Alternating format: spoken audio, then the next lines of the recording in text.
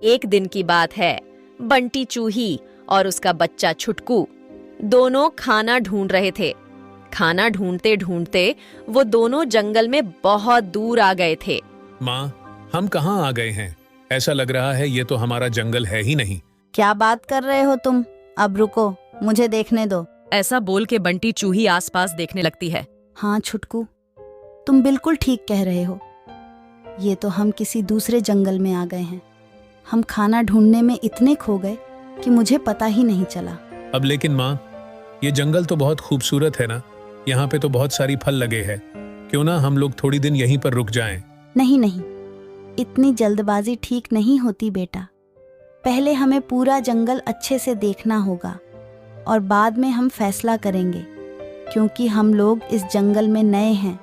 हमें जंगल के शिकारी जानवर और शिकारी पंछी के बारे में कुछ भी नहीं पता है। माँ, वो सब तो हम बाद में देख लेंगे। अभी के लिए थोड़ी पेट पूजा कर लेते हैं ना।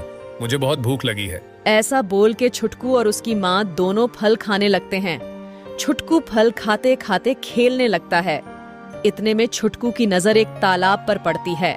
देखो देखो माँ, वहाँ पर कितना खूबसूरत तालाब है। चलो ना वहाँ चलते हैं। मुझे बहुत प्यास लगी है। हाँ हाँ, चलो चलते हैं। प्यास तो मुझे भी लगी है। ऐसा बोल के दोनों पानी पीने तालाब किनारे चले जाते हैं। वहीं तालाब किनारे एक शिकारी चील शिकार की तलाश में बैठा हुआ था। अरे यार, बहुत भूख लगी है कब से। अच्छा खाना नहीं खाया। अब तो मानो पेट में चूहे दौड़ रहे हैं।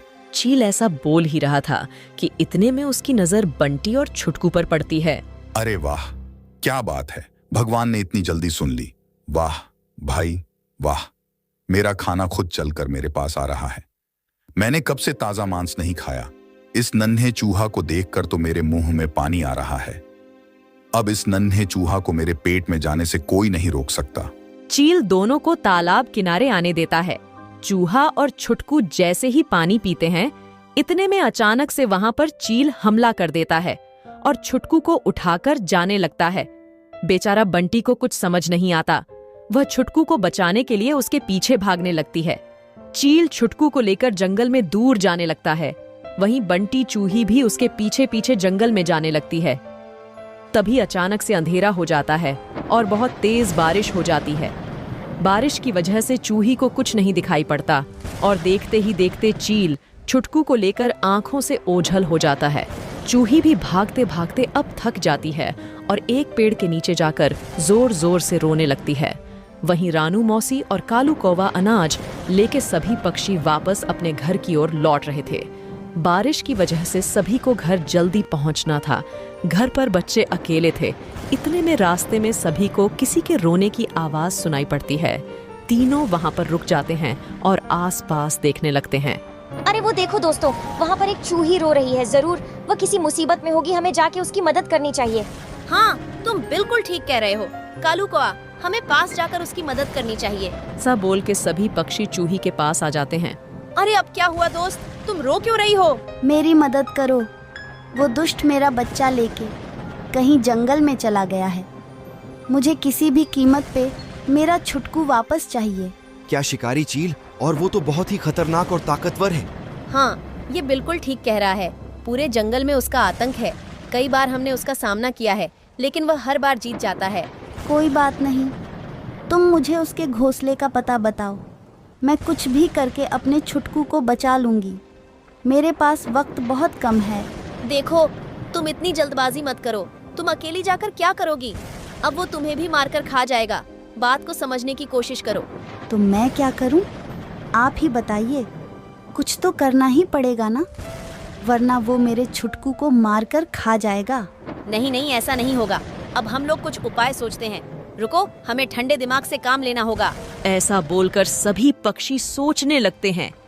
किसी को कुछ भी उपाय नहीं सूझ रहा था। इतने में तभी रानू बोलती है। दोस्तों, मेरे पास एक योजना है। देखो, मैं जैसा कहती हूँ बस वैसा वैसा करते जाओ, ठीक है? ऐसा बोलकर रानू योजना सभी को बताने लगती है और वहीं दूसरी ओर वो चील छुटकू को लेकर अपने घोंसले में आ गया था। अरे तुम तो दिखने में बहुत स्वादिष्ट लग रहे हो छुटकू जी। तुम्हें देखकर तो मेरी भूख मानो बढ़ती जा रही है। मुझे छोड़ दो, मुझे जाने दो। मुझे मेरी माँ के पास जाना है। अरे रुको रुको, इतनी जल्दी भी क्या है? अरे अभी तो तुम्हें बड़े आराम से पका कर खाऊंगा। इतनी तेज बारिश में ताजा मांस खाने का मजा ही अलग है। ऐसा सुन के छुटकू बहुत डर जाता है और चील छुटकू को पकाने का इंतजाम करने लगता है। इतने में अचानक से चील का घोंसला जोर जोर से हिलने लगता है। ऐसा देखकर चील गुस्से में आ जाता है। अरे ये क्या हो रहा है?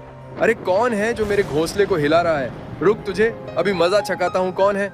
ऐसा कहते हुए चील बाहर आ जाता है और उसकी नजर बंटी चूही पर पड़ती है। चूही पेड़ की डाली को अपने दांतों से कतर रही थी। जिस डाली पर चील का घर बना हुआ था, उस डाली को वह काट रही थी, जिससे उसका घोंसला हिल रहा था।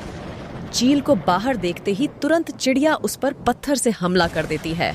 पत्थर आकर सीधे उसके सिर पर लगता है और यह देखकर चील बहुत तेज गुस्सा हो जाता है। तुम्हारा इतना साहस, तुम मुझे पत्थर मार रही हो। रुको, तुम्हें तो मैं अभी ठीक करता हूँ। अरे जा जा, तू क्या मुझे मजा चखाएगा? तुझ में इतनी हिम्मत है ही नहीं। तू बस अपनी पूरी ताकत एक छोटी सी बच्ची पर ही दिखा सकता है। अगर तुझ में हिम्मत है तो मुझसे लड़ाई लड़के दिखा।